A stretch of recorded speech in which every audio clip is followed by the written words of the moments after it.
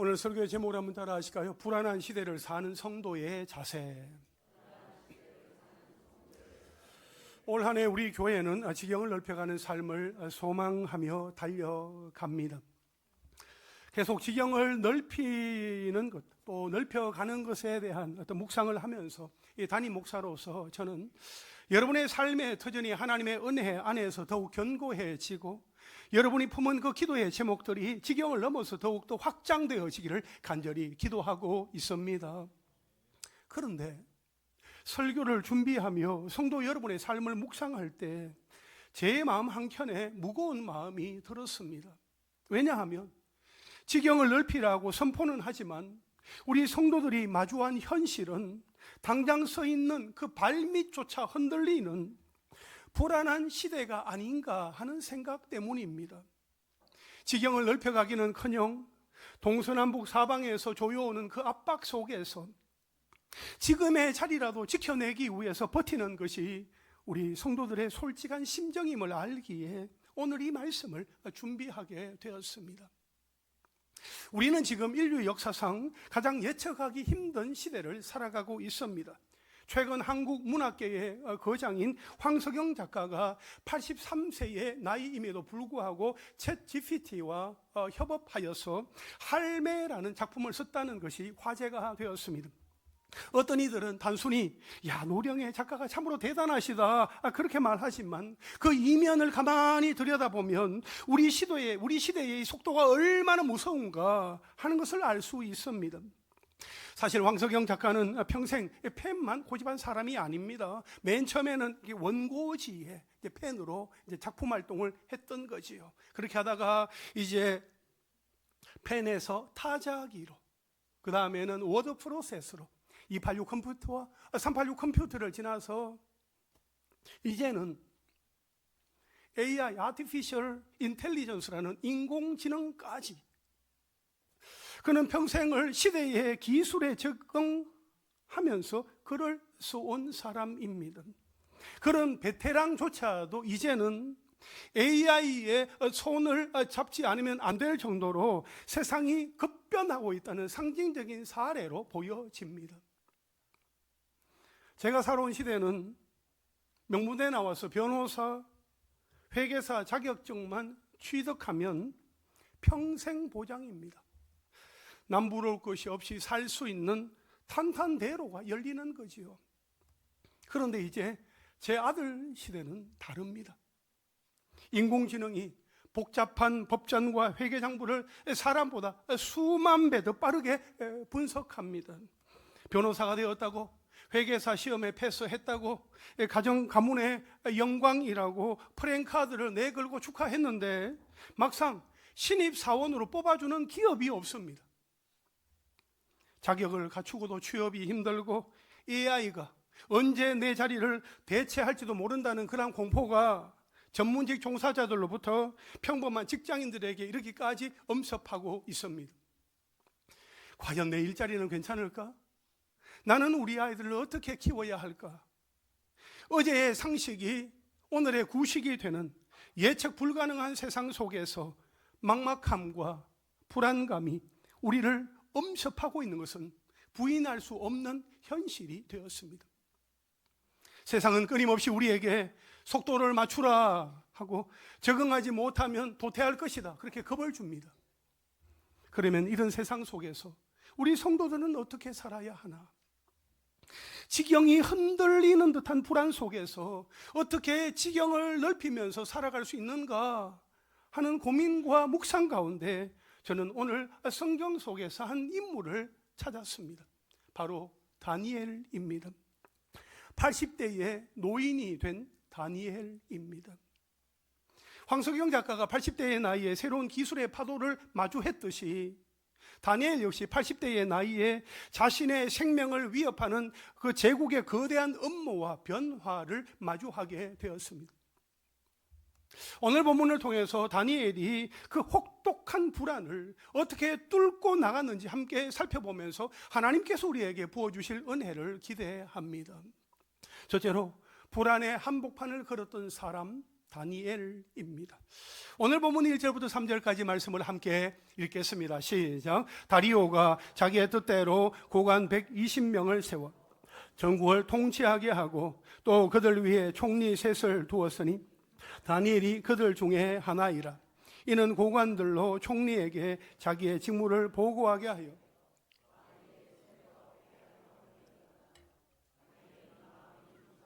총리들과 고관들 위에 뛰어나므로 왕이 그를 세워 전국을 다스리게 하고 함지라. 아멘.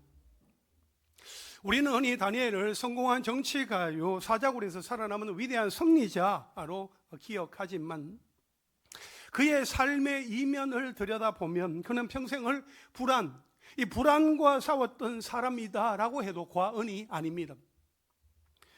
다니엘이 살았던 시대는 오늘날보다 훨씬 더 폭력적이고 급격했습니다.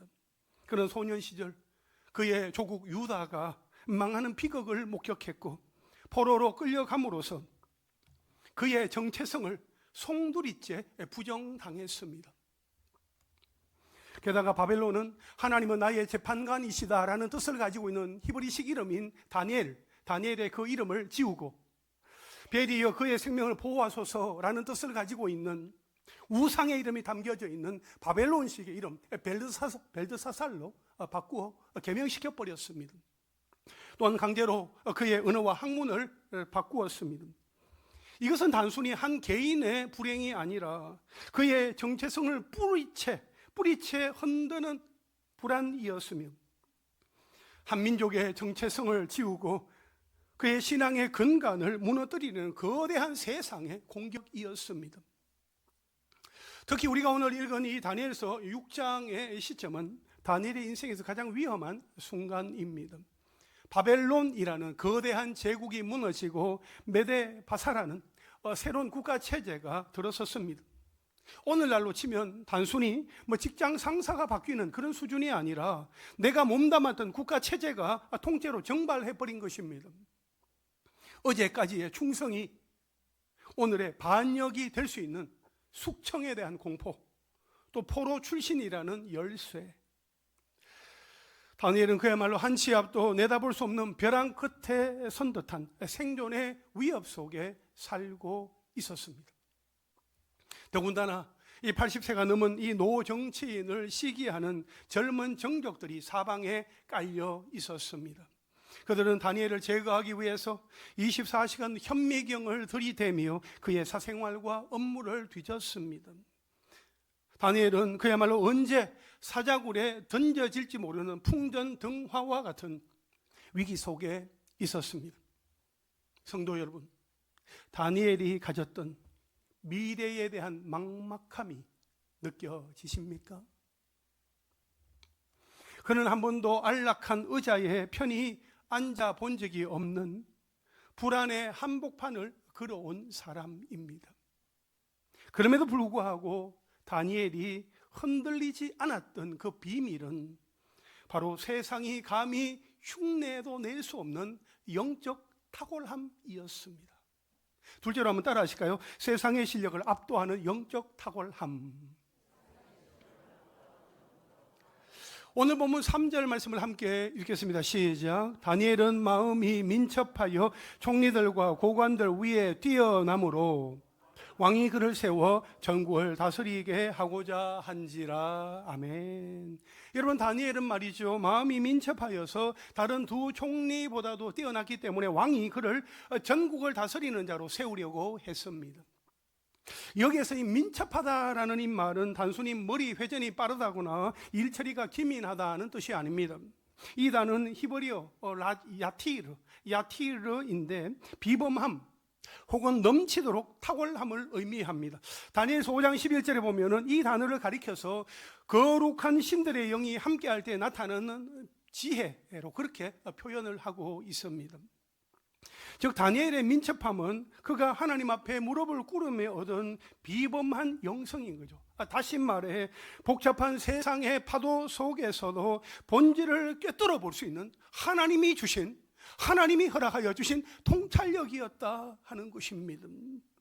세상 사람들은 세상의 속도를 따라가느라 허덕일 때에 오히려 다니엘은 그 모든 역사의 주관자 되시는 하나님께 영적인 주파수를 맞춤으로써 시대를 앞서가는 그 탁월함을 소유했던 것입니다. 다니엘은 세상의 학문을 공부하되 세상의 가치관에 함몰되지 않았습니다. 바벨론이라는 거대한 문화 속에 살고 있었지만 그는 자신이 누구인가 하는 것을 잊지 않았습니다. 자신은 바벨론의 종이 아니라 하나님의 백성, 하나님의 자녀다 하는 그 분명한 정체성을 갖고 있었던 것입니다. 다니엘서 1장 8절에 보면 이렇게 기록이 되어 있습니다. 다니엘은 뜻을 정하여 왕의 음식과 그가 마시는 포도주로 자기를 더럽히지 아니하리라 하고 자기를 더럽히지 아니하도록 환관장에게 구하니라고 말씀을 하고 있어요. 그는 뜻을 정하여 왕의 음식과 포도주로 자기를 더럽히지 않겠다고 그렇게 결단을 했습니다. 여러분, 다니엘의 출발은 바로 여기에 있습니다. 세상이 주는 이름과 학문은 받아들였을지는 몰라도 그의 영혼만큼은 하나님의 백성이다, 하나님의 백성이라는 그 정체성을 단단히 붙들었다 하는 것이지요. 여러분, 우리에게 있어서 가장 중요한 것은 바로 이 정체성입니다. 나는 누구인가? 나는 어디에서 왔는가? 나는 지금 어디로 가고 있는가? 나는 누구인가라는 이 질문에 대한 분명한 답을 가지고 있어야 되고, 우리 한 사람 한 사람이 세상 속에 살아가고 있지만 세상에 속한 자가 아니요 세상과 구별된 하나님의 거룩한 백성이다 하는 것을 날마다 선포할 수 있어야 합니다. 아멘이십니까? 좌우에 계신 분들과 한번 인사하시고, 우리는 거룩한 하나님의 백성입니다. 그렇습니다.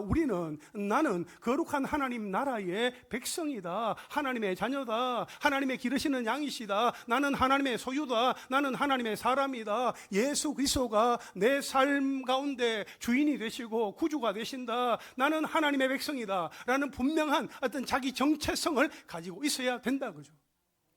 다니엘이 그런 분명한 정체성을 가지고 있었던 거지요. 그 결과 오늘 본문 4절과 5절 말씀을 함께 읽겠습니다. 시작. 이에 총리들과 고관들이 국사에 대하여 다니엘을 고발할 근거를 찾고자 하였으나 아무 근거, 아무 허물도 찾지 못하였으니 이는 그가 충성되어 아무 그릇됨도 없고 아무 허물도 없음이었더라. 그들이 이르되 이 다니엘은 그 하나님의 율법에서 근거를 찾지 못하면 그를 고발할 수 없으리라 하고. 아멘. 여러분, 다니엘의 정적들이 다니엘을 고발할 근거를 찾으려 했으나 아무 근거, 아무 허물도 찾지 못했더라고 성경은 말씀을 하고 있습니다. 그의 삶을 탈탈 털었지만 단 하나의 비리도 나오지 않았습니다. 여러분, 이것이 바로 성도의 실력입니다. 불안한 시대일수록 우리는 세상 사람들보다 더 정직해야 합니다. 더 진실해야 합니다. 더 거룩해야 합니다. 아멘이십니까? 예수 믿는 사람들은 다르다, 아니 예수 믿는 사람들은 다르더라 하는 그 기대감이 때로는 부담스럽지만 그것이 바로 우리가 세상을 압도하는 영적 탁월함의 증거가 되어야 합니다. 여러분의 직장에서, 여러분의 사업장에서, 여러분의 일터에서 여러분이 무너지면 여러분을 통해서 나타나야 할 하나님의 영광이 가려지게 됩니다. 다니엘의 탁월함은 자신을 드러내기 위한 수단이 아니라 하나님이 살아계심을 보여주는 도구였습니다. 그렇다면 다니엘은 어떻게 이런 탁월함을 가질 수 있었을까요? 셋째로 한번 따라 하실까요? 흔들리지 않는 기도의 루틴과 네트워크. 여러분, 다니엘이 불안을 이길 수 있었던 가장 강력한 무기는 바로 기도의 루틴이었습니다. 이 루틴이라는 말은 의도적으로 하게 되는 반복된 행동의 순서를 말하는 거지요. 아마 여러분들 삶 속에서 여러분 나름대로 아침에 일어나서 출근하거나 하루의 일과를 시작함에 있어서 일정하게 아주 의도적으로, 이것은 습관과는 다른 것입니다. 아주 의도적으로 그리고 의식적으로 여러분들이 반복적으로 하는 행동의 순서가 있을 텐데 그걸 루틴이라고 하지요. 다니엘에게 이런 기도의 루틴이 있었더라 하는 거예요. 오늘 본문 10절 말씀을 함께 읽겠습니다. 시작. 다니엘이 이 조서에 왕의 도장이 찍힌 것을 알고도 자기 집에 돌아가서는 윗방에 올라가 예루살렘으로 향한 창문을 열고 전에 하던 대로 하루 3번씩 무릎을 꿇고 기도하며 그의 하나님께 감사하였더라. 아멘. 여기에 보면 다니엘이 이 조서에 왕의 도장이 찍힌 것을 알고도 했습니다. 여러분, 이 문장이 아주 중요합니다. 중요한 대목이에요.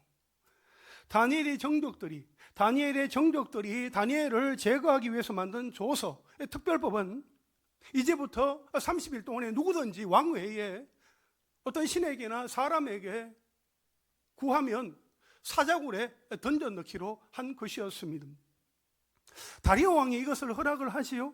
조서 특별법에 왕의 도장이 찍혔습니다. 특별법이 공포되었습니다. 이제는 누구라도 기도하면 사자굴에 던져지게 됩니다. 기도는 곧 죽음입니다.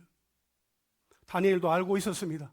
따라서 다니엘도 이제 기도하는 그 일상을 멈추어야만 했습니다. 그런데 다니엘은 어떻게 했습니까? 조서에 왕의 도장이 찍힌 것을 알고도 그가 전에 하던 대로 기도했다는 거죠. 예루살렘을 향한 창문을 열고 기도했다고 성경은 말씀을 하고 있습니다. 여러분, 다니엘에게 있어서 기도는 특별한 이벤트가 아니었습니다. 70년 세월 동안 제국이 바뀌고 왕들이 죽어나가는 것을 보면서도 그는 오직 변하지 않으시는 하나님께 인생의 주파수를 고정했습니다.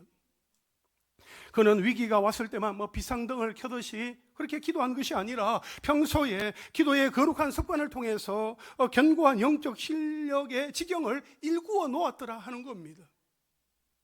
그래서 죽음의 위협 앞에서도 전에 하던 대로 담담하게 무릎을 꿇을 수 있었던 것입니다. 또한 그는 혼자가 아니었습니다. 다니엘서 2장을 보게 되면 그에게 위기가 찾아왔을 때에 그는 그의 세 친구 하나냐와 미사엘과 아사랴에게 달려가서 기도를 요청하게 됩니다. 다니엘에게는 기도의 네트워크가 있었더라 하는 것입니다. 여러분, 불안을 이기는 힘은 고립이 아니라 연결에 있습니다. 나는 어디에 연결되어 있는가? 나는 누구와 연결되어 있는가? 나는 어디에 연결되어 있어서 그것을 내가 잘 이렇게 사용하며 또 활용하며 살아가고 있느냐? 그게 중요한 겁니다. 하나님과의 수직적인 연결인 기도의 루틴과 믿음의 형제 자매들과의 수평적인 연결인 기도의 네트워크를 가지고 그것을 잘 가동할 때에 우리는 사자굴 앞에서도 담대할 수 있다 하는 것입니다. 원래 우리 교회 권사님들에게 중보 기도의 지경이 좀 더 넓어졌으면 좋겠다 하는 그런 마음이 있어서 이제 현역에 있는 권사님들 한 분에게 이제 은퇴하신 권사님, 또 명예 권사님, 여집사님, 여성도님들 이름을 이렇게 서로 이렇게 묶어서 기도의 네트워크를 연결해 두었습니다. 사랑하는 여성도 여러분, 기억하십시오. 여러분들을 위해서 기도의 어머니들이, 우리 교회 기도의 어머니들이 기도하고 있습니다. 그 기도의 네트워크를 잘 작동시킨다면 이 권사님들의 기도의 지경은 더욱더 넓어지게 될 것입니다. 누군가가 나를 위해서 기도하고 있다, 나는 혼자가 아니다, 함께하는 동력자들이 있다 하는 사실만으로도 우리에게는 큰 위로와 격려가 되는 것이지요. 권사님들의 기도가 개인과 가정, 목장과 교회를 살리고 새롭게 하며 도시와 민족을 품고 기도하는 거룩한 부흥의 초석이 될 수 있기를 간절히 바랍니다. 사랑하는 여러분, 다니엘의 기도는 사자의 입을 막아달라는 간청을 넘어 사자굴에 들어가더라도 나는 하나님의 것입니다 라는 완전한 항복이었습니다. 우리는 내가 통제하려는 그 손을 높이 들고 항복할 때에 비로소 하나님의 통제가 시작이 되는 것입니다. 여러분, 우리는 일상에서 우리 앞에 있는 그 일들을 바라보면서 우리 스스로 통제하려고 하고 우리가 문제 해결을 하려고 우리의 몸이 먼저 움직일 때가 많습니다. 그러다가 이도 저도 여의치 못하고 난관에 봉착하게 되지요. 만약 내가 앞서서 내가 하게 된다면 그것은 하나님이 일하실 그 기회를 내가 그냥 가져와 버리게 되는 거예요. 그렇게 되면 하나님의 일하심을 볼 수가 없습니다. 그러므로 어떤 상황 속에서도 기도의 자리를 지키고 흔들리지 않는 기도의 루틴을 잘 지킬 수 있게 되기를 바랍니다. 살을 애는 듯한 매서운 추위가 내 기도의 루틴을 가로막지 못하도록, 내 마음의 감정의 기복이 내 기도의 루틴을 방해하지 못하도록, 사람들의 말 한마디 한마디나 반응이 내 기도의 지경을 잃어버리게 하지 못하도록 우리가 흔들리지 않는 기도의 자리와 기도의 네트워크를 잘 지킬 수 있게 되기를 바랍니다. 이제 말씀을 정리하겠습니다. 사랑하는 성도 여러분, 우리가 사는 2026년의 현실은 사방이 꽉 막힌 듯한 이 사자굴처럼 느껴질 때가 많습니다. 기술이 너무 빠르고 미래는 불투명하며 세상은 우리에게 적응하지 못하면 끝이야 라고 그렇게 겁을 줍니다. 그러나 여러분, 특별히 젊은 우리 청년 형제 자매 여러분, 인공지능을 비롯한 이 거대한 기술의 파도를 두려움 섞인 눈으로만 바라보지 마십시오. 이것은 하나님께서 우리 세대 가운데 허락하여 주신 새로운 지경입니다. 마주해야 할 세상을 미리 겁내거나 불안해하면서 뒷걸음치지도 마십시오. 다니엘이 바벨론의 학문을 닦으면서도 그 중심을 하나님께 두었듯이 우리도 이 기술의 시대를 기도로 준비하면서 당당하게 도전해야 합니다. 여러분이 서 있는 그 삶의 현장이 바로 하나님이 넓히시고자 하시는 지경입니다. 새로운 도구를 익히는 것을 주저하지 마십시오. 변화하는 시스템에 도전하는 것을 두려워하지 마십시오. 기도로 무장하고 실력으로 준비된 성도들에게는 이 기술의 발전이 위기가 아니라 성도의 선한 영향력을 세상 끝까지 뻗어나가게 할 수 있는 강력한 날개가 될 것입니다. 여러분, 다니엘이 끝까지 그렇게 쓰임을 받을 수 있었던 것은 그가 다른 사람들보다도 똑똑해서가 아니라 변하는 세상 속에서 변하지 않으시는 그 하나님을 꼭 붙들고 있었기 때문입니다. 내가 상황을 통제해 보겠다고 이리저리 내밀던 손을 이제는 내려놓으십시오. 그리고 하나님 앞에 두 손을 들고 항복하십시오. 그러면 하나님이 그때부터 하나님의 통제가 시작되어지는 것입니다. 하나님께서 나를 주관하여 주셔야 합니다.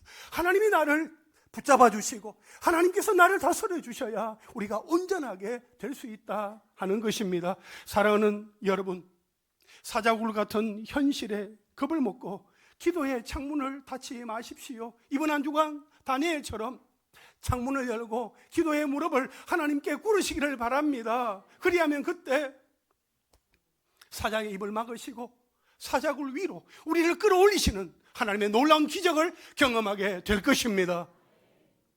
지경을 넓혀가시며 일하시는 그 하나님, 그 하나님의 그 역사하심이 여러분의 삶 가운데 충만케 되기를 주님의 이름으로 축원합니다.